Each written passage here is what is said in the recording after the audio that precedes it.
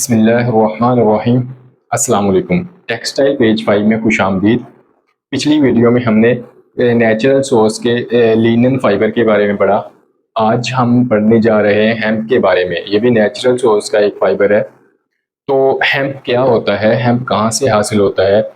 पिछली वीडियोस में मैंने जैसे बताया कि जो कपास है, जो कॉटन है, कॉटन हमें कपास से हासिल हो रही है, लिनन हमें फ्लैक्स प्लांट से हासिल हो रही है। इसी तरह जो हेम्प है, हेम्प हमें कैनाबिस स्टीवा प्लांट से हासिल होती है। कैनाबिस स्टीवा प्लांट जो है आपको नजर आ रहा होगा।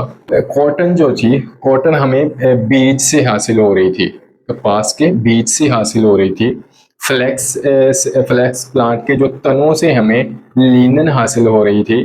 और हेम्प जो है, हेम्प हमें इसी तरह कैनाबिस स्टीवा प्लांट के डंडल से हासिल होती है।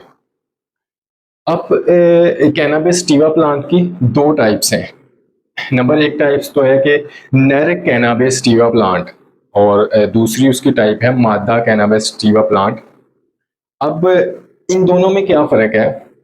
ये जो हमें हेम्प फाइबर हासिल होता है, जो भांग हमें हासिल होती है, वो हमें नर कैनाबिस स्टीवा प्लांट से हासिल हो रही है, जबकि मादा कैनाबिस स्टीवा प्लांट से हमें चर्स हासिल हो रही है।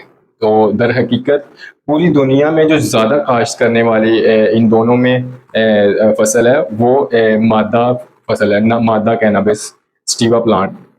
मादा कैनाबिस स्टीवा पौधा है जो, वो दुनिया भर में ज़्यादा काश्त किया जा रहा है। मतलब के सारे चर्सी इकट्ठे हुए हैं यहाँ पे।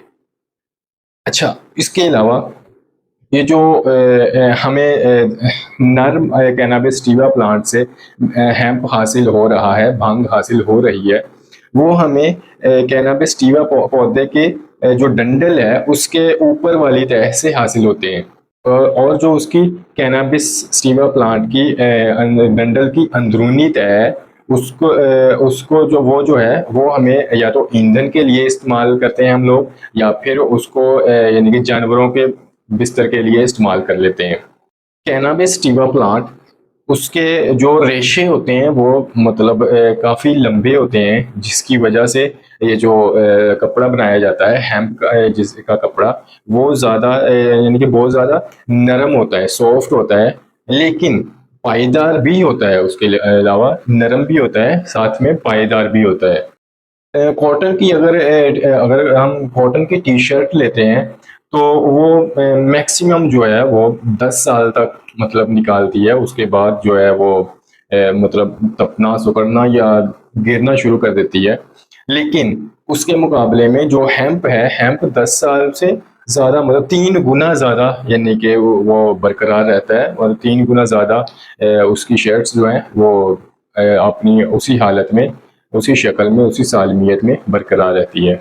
हेम्प के फाइबर को, हेम्प की मतलब जो बाद में कपड़ा बनाया जाता है हेम्प का, उसकी शर्ट्स को धोने के बाद वो और ज़्यादा नरम होती जाती है, मज़ीद मतलब नरम होती है, और बहुत सारी वॉशों के बाद भी उसकी जो है उसके रेशे कम नहीं होते, उसके रेशे वहीं के वहीं रहते हैं। हेम्प फाइबर से जो मलबूसात तैयार होती हैं, उनमें स्कर्ट्स हो गई, जैकेट्स हो गई, उसमें टी शर्ट्स आ जाती हैं, हुडीज आ जाती हैं, बच्चों के कपड़े आ जाते हैं।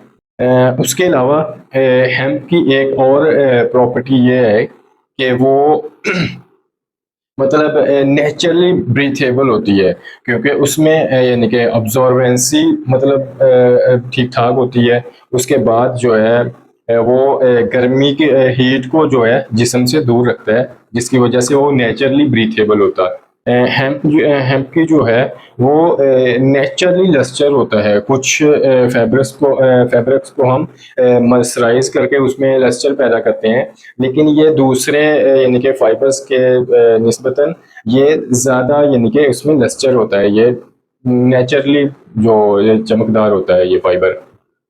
हेम्प के फाइबर का 70% जो है वो चीन मतलब टेक्सटाइल तैयार कर रहा है। उम्मीद है आप लोगों को वीडियो पसंद आई होगी। अपना ख्याल रखिएगा। अल्लाह हाफिज़।